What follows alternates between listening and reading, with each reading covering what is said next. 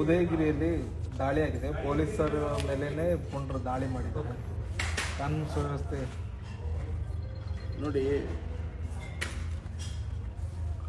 ಕರ್ನಾಟಕ ರಾಜ್ಯದಲ್ಲಿ, ತಮಿಳುನಾಡು, ಕೇರಳದಲ್ಲಿ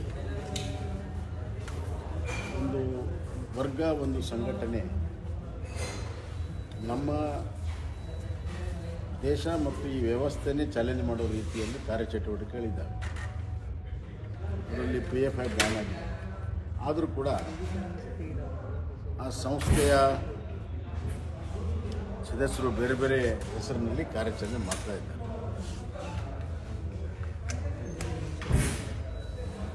ಮಂಗಳೂರಿನಲ್ಲಿ ಆದ ಘಟನೆ, AGಹಳ್ಳಿ DJಯಲ್ಲಿ ಆದ ಘಟನೆ, ಹುಬ್ಬಳ್ಳಿಯಲ್ಲಿ ಆದ ಘಟನೆ ಮತ್ತು ಇವತ್ತು ಮೈಸೂರಲ್ಲಿ ಆಗಿರೋ ಘಟನೆ ಭಾಳ ಸಾಮ್ಯ ಇದೆ. ನಮ್ಮ ಸರ್ಕಾರ ಇದ್ದಾಗ ನಾವು ಅದಕ್ಕೆ ಕಠಿಣವಾದ ಕ್ರಮ ತೆಗೆದುಕೊಂಡಿದ್ವಿ. ಹಲವಾರು ಜನರಿಗೆ ಜೈಲಲ್ಲಿ ಹಾಕಿದ್ವಿ, ಎಲ್ಲ ಮಾಡಿದ್ವಿ. ಈ ಸರ್ಕಾರ ಬಂದ ಮೇಲೆ ಹುಬ್ಬಳ್ಳಿಯ ಘಟನೆಯ ಎಲ್ಲರನ್ನೂ ಕೂಡ ಅವರ ಮೇಲಿರೋ ಕೇಸ್ಗಳನ್ನು ಹಿಂತಕ್ಕೆ ಏನು ಹೇಳಿದ್ರೆ ಅವರೆಲ್ಲ ಇನ್ನೋಸೆಂಟು, ಪಾಪ ಅಮಾಯಕರು.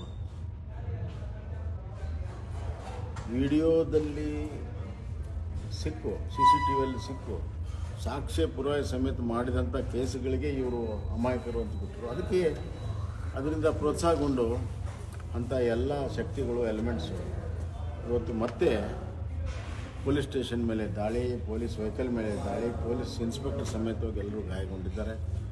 ಅಷ್ಟೇ ಅಲ್ಲ, DCP ಕಾರ್ ಮೇಲೇನೂ ಕೂಡ ದಾಳಿ ಮಾಡುವಷ್ಟು ಇವತ್ತು ಅವ್ರಿಗೆ ಧೈರ್ಯ ಬಂದಿದೆ.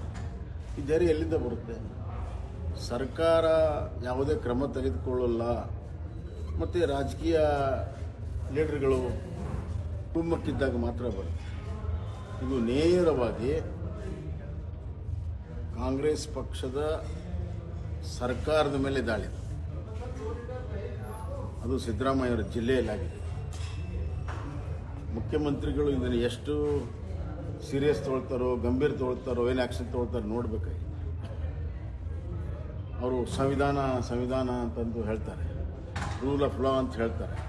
ಇವತ್ತು ರೂಲ್ ಆಫ್ ಲಾ ಪ್ರಕಾರ ಆ್ಯಕ್ಷನ್ ತೊಗೊಳ್ತಾರೋ, ಸಂವಿಧಾನ ತೊಗೊಳ್ತಾರೋ, ಅಥವಾ ಯಥಾ ಪ್ರಕಾರ ತುಷ್ಟೀಕರಣದ ರಾಜಕಾರಣ ಹೆಂಗೆ ಹುಬ್ಬಳ್ಳಿ ಜನ ಅಂದ್ಬಿಟ್ರು ಆ ರೀತಿ ತೊಗೊಳ್ತಾರೆ ಅನ್ನೋದ್ರ ಮೇಲೆ ಜನ ಇದು ಒಂದು ಸಂವಿಧಾನಬದ್ಧ ಸರ್ಕಾರವೋ ಅಥವಾ ಕೇವಲ ರಾಜಕಾರಣಕ್ಕಾಗಿ ಇವರು ಆಡಳಿತ ಮಾಡ್ತಾ ಇದ್ದಾರೋ, ರಾಜಕೀಯ ಲಾಭಕ್ಕಾಗಿ ಅನ್ನೋದು ಭಾಳ ಸ್ಪಷ್ಟವಾದ ನಿರ್ಧಾರ ಜನ ಮಾಡ್ತಾರೆ. ಸರ್, ಈಗ